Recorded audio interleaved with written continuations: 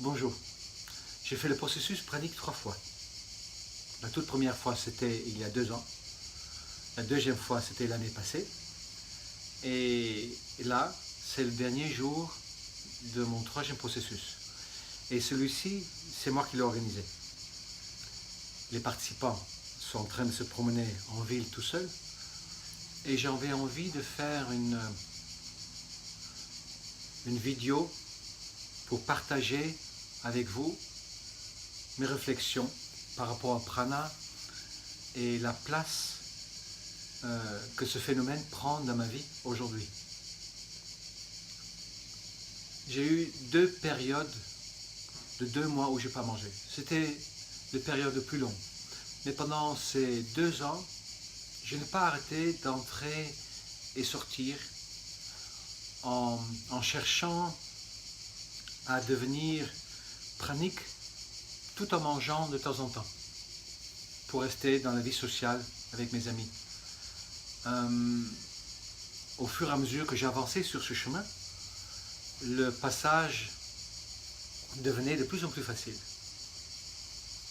C'était de plus en plus facile de rentrer, mais aussi de plus en plus facile de sortir de cette manière de se nourrir énergétiquement. Pour moi, c'est une évidence que nous pouvons nous nourrir de lumière, de l'énergie, de l'amour. Pour moi, il est évident qu'au fur et à mesure que je monte en taux vibratoire, au fur et à mesure que je m'approche de l'amour et je quitte la peur, que les aliments que je prends pour qu'ils me nourrissent doivent devenir de plus en plus légers, que leur taux vibratoire est de plus en plus élevé. Donc il est normal que si effectivement j'arrive au bout de mon chemin, que la nourriture que je prends serait la nourriture la plus subtile qui soit. Donc la nourriture pranique pure, même si en fait, dans le fond, pour moi, tout est prana. Nous sommes tous aujourd'hui capables de se nourrir de l'énergie subtile. Techniquement, ce n'est pas une question pour moi. Par contre, pourquoi le faire? Pourquoi moi je voulais le faire?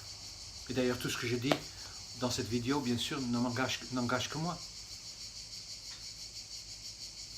Il y a des bénéfices énormes. Des pathologies qui s'en vont, un gain d'énergie, un gain de temps, un état d'être extraordinaire, la légèreté, la sensation de liberté. Mais il y a de l'autre côté aussi un prix que la plupart des gens qui deviennent praniques sont prêts à payer parce que les bénéfices sont énormes. Et le prix, c'est quelque part une séparation avec, je pourrais dire, d'une certaine manière, avec le monde social. J'ai remarqué qu'au fur et à mesure que j'avançais dans ce processus qui a duré donc 2 ans, ma motivation d'être pranique était toujours là, mais devenait de moins en moins fort. Et j'ai remarqué que pour moi, la motivation de devenir pranique venait en fait de mes blessures.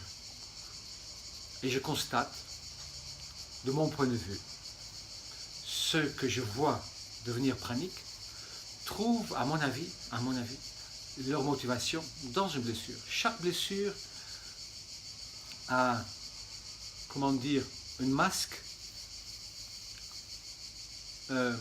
qui facilite le fait d'aller vers, ou un besoin. Chaque blessure correspond à un besoin, à des peurs. Par exemple, celui qui a été rejeté pour être motivé par le fait d'être reconnu, d'être valorisé. Celui qui a vécu l'abandon par le fait d'appartenir à un groupe. Celui qui a vécu l'humiliation, peut-être le besoin d'être respecté. Celui qui a vécu la trahison, peut-être, c'est une manière donc du coup de prendre la place du chef incontestable. Et celui qui a vécu l'injustice, peut-être, effectivement, ça permet d'avoir le poids de décider de ce qui est juste ou pas. Et ce n'est qu'un exemple. Il y a plein de raisons, plein de motivations pour les gens blessés à devenir praniques. j'ai remarqué aujourd'hui que mes blessures ne sont plus assez actives. Je ne dis pas qu'ils sont partis. Hein. Je ne pense pas que quelqu'un peut se guérir de ces blessures, mais mes blessures ne sont plus assez actives pour que j'ai assez de motivation, en fait, d'aller vers le prana. Donc je sors facilement du processus. Je rentre et je sors. Et aujourd'hui, je me dis que, en fait, ce n'est plus vraiment cohérent pour moi. Le prana m'a permis, il y a 2 ans, de devenir libre. Et ça m'a permis à prendre le chemin, à avoir confiance en moi, à laisser partir des pathologies, à nettoyer mon corps, à me retrouver avec une énergie d'une jeune. Et je suis parti sur la route. Et peut-être ça aurait dû en rester là. Peut-être c'est uniquement mes blessures qui ont voulu justement être peut-être reconnues ou quelque part contrôler quelque chose ou peut-être avoir plus de poids avec mes paroles. Mais aujourd'hui, avec le 3e processus, les choses sont devenues beaucoup plus claires pour moi. Le but, ce n'est pas de devenir pranique pour moi. Ça n'a aucune importance en fait. Le prana, et je l'ai déjà partagé dans d'autres vidéos, quelque part c'est une faille dans l'existence. C'est-à-dire que pour moi, au fur et à mesure du jeûne pranique, ça montre que mon taux vibratoire monte. Donc en fait c'est un baromètre, rien d'autre. Et en sachant ça, mais je peux techniquement faire ce qu'il faut pour me nourrir de prana, en utilisant la loi d'attraction, les croyances, comment dire, voilà tout ça. Je peux me convaincre du fait que ça marche et ensuite me convaincre du fait que je peux le faire et que c'est le moment et ensuite y arriver. Selon la loi d'attraction, ça marche comme ça. Et la loi d'attraction, c'est une faille comme le prana, le miroir aussi quelque part, à utiliser donc, de mon point de vue, à bon escient. Maintenant, il faut être clair, je ne juge aucune personne qui est sur la voie pranique. Loin de moi cette idée. Le titre de cette vidéo le dit bien. C'est quelle est la place juste du prana dans ma vie. Si quelqu'un devient pranique, et je l'ai dit dans le passé, dans le retraite ou les stages prana tantra ou dans le retraite tissage de l'amour, comme je viens de le faire, si quelqu'un va devenir pranique, puisque tous les symptômes disparaissent, pour moi il est important qu'il garde un outil lui permettant de se mettre en question, de voir la réalité en face. De préférence, à mon avis, le miroir. Mais ça peut être d'autres, ça peut être avec la pendule, ça peut être la kinésiologie, ça peut être un bon thérapeute, mais il est indispensable que la personne qui devient pranique ne s'arrête pas, ne s'arrête pas là. Parce que, de mon point de vue, un jour ou l'autre, s'il ne fait pas son travail, il y aura le retour de la manivelle pour montrer que son chemin n'a pas été fait. Le but, ce n'est pas de devenir pranique. Le but, c'est d'aller vers l'amour. Et le prana suit. Et je fais ce choix fondamental. Je me suis rendu compte que, tout doucement, mon intention de devenir pranique devenait tellement grand que j'ai oublié parfois que mon but était d'être de plus en plus amour. Amour avec un grand A, l'absence de peur, l'absence de blessures, l'audace, la liberté, le bonheur, la paix. C'est ça mon but, l'unité. Vivre la manifestation du vivant. Et là, il y a tellement eu de signes autour de moi, entre autres pendant cette retraite, que c'est très clair. Donc j'abandonne la voie pranique, si on peut dire comme ça, et je retourne pleinement dans la voie de l'amour.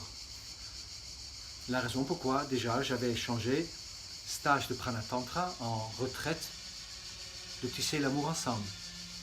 L'objectif, c'est d'être amour. Ce qui n'empêche pas que, effectivement, je continue à faire des allées et des sorties par rapport à la nourriture, pour manger aussi subtilement que possible et aussi justement pour mon enfant intérieur, pour l'être que je suis, et qu'il se peut très très bien qu'à un moment donné, spontanément, mon taux vibratoire soit assez élevé pour que sans aucun effort, je reste dedans. Aujourd'hui, je me rends bien compte que je pourrais ne plus manger. Je pourrais. Mon corps se stabilise relativement vite.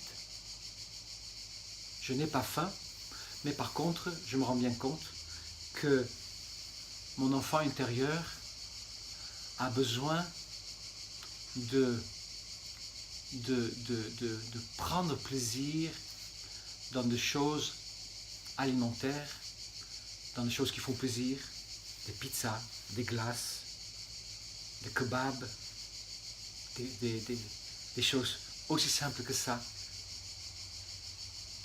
d'aller au cinéma, de s'amuser avec les copains et de sortir de toute forme de compromis. Et pas dire, j'ai plus envie de me dire, quand tu seras complètement pranique, les bénéfices seront tellement grands que ça vaut bien le prix que tu payes. Non. Aujourd'hui, je n'ai plus envie de payer un prix. J'ai envie de vivre le plein potentiel de ce que je suis dans toutes ses dimensions. Et je remets le prana à la place du baromètre. Quand l'élève est prêt, le maître viendra. Au fur et à mesure que je deviens pranique, je comprendrai que mon taux vibratoire est en train de monter et que mon état d'amour est de plus en plus vrai et présent. Et je me sens bien avec ça. Je sens bien que je m'y approche.